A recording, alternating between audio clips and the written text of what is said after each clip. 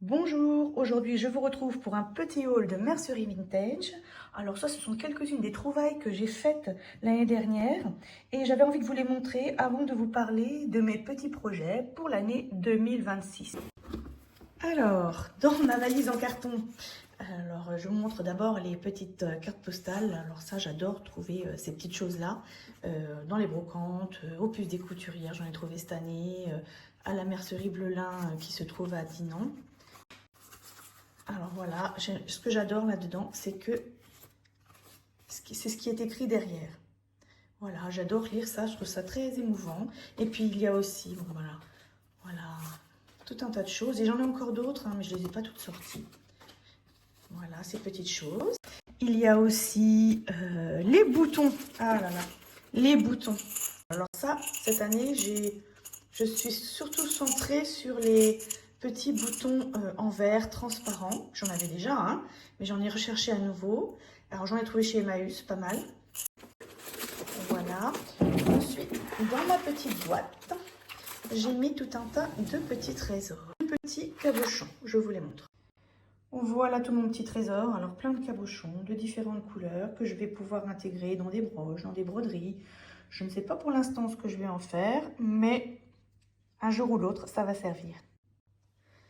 J'ai aussi trouvé deux petites choses très mignonnes. Ce sont deux paires de ciseaux de brodeuse. Alors j'avais dit que je ne ferais pas de collection, mais je me rends compte que je suis en train de tomber dans le pot de confiture là. Et donc une petite paire de ciseaux des années 40, ainsi que des ciseaux de religieuses du 19e siècle, je crois. Je vous montre les petites dentelles et sachets d'inspiration que j'ai acquis tout au long de l'année. Alors il y en a certains que j'ai trouvés dans les merceries, sur les puces des couturières, et puis il y a d'autres choses qu'on m'a donné aussi. Alors plein de rubans, là ça c'est du ruban de soie, des petits, ça c'est une dame qui nous a donné tout un tas de choses au club à Château-Giron, et on s'est partagé ça. Et là, je sais que je vais en faire bon usage. Voilà, des petites choses comme ça, des galons. Et on termine par ces petits sachets d'inspiration que j'adore. C'est Claude dans la mercerie Blelin qui les fait à Dinan et qui vend aussi sur Internet. Hein. Vous pouvez aller voir son compte sur Instagram. Donc c'est un petit sachet d'inspiration avec des papiers anciens. Voilà, des vieilles cartes. Des petites choses à broder ou à appliquer. On passe maintenant au projet de l'année 2026. Alors, on va commencer l'année déjà par terminer de faire le dernier cœur de notre challenge 4 cœurs de saison. Alors, ce sera fin janvier, début février. Il faut que je me mette d'accord avec Peggy de Fil et Fantaisie pour voir ce qu'on va faire, affiner, et puis qu'elle ait le temps de préparer ses broderies et moi les miennes.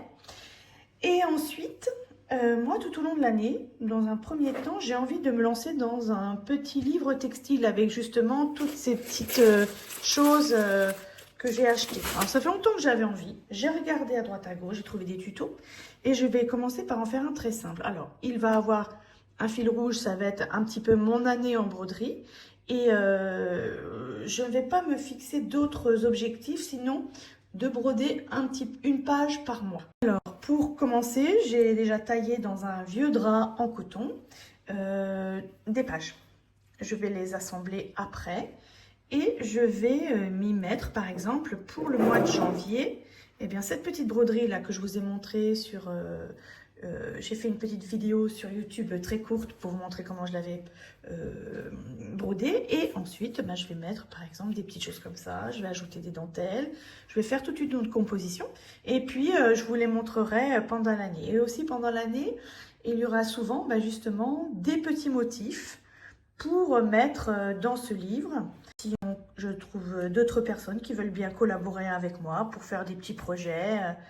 Alors là, la porte est ouverte à toutes les brodeurs, tous les brodeuses, distributeurs de fils, de matériel, de mercerie.